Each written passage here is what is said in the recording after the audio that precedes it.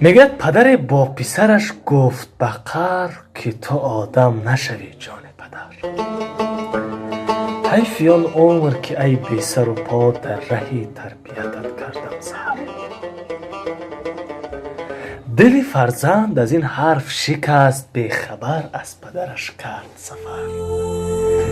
رنج بسیار کشید و بعد از آن زندگی گشت به کامش چو شکر. عاقبت شهرت و والایی یافت، حاکم شهر شد صاحب زر. چند روز بگذشت و بعد از آن امر فرمود به احضار پدر. پدرش آمده از راه دراز، نزد حاکم شد و بشناخت پسر. پسر از غایت خودخواهی و کبر نظر افکند به سر و پای پدر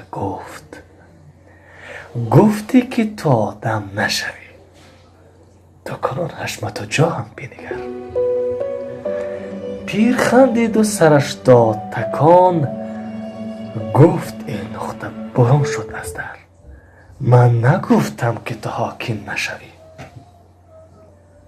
گفتم آدم نشوی جان پدر.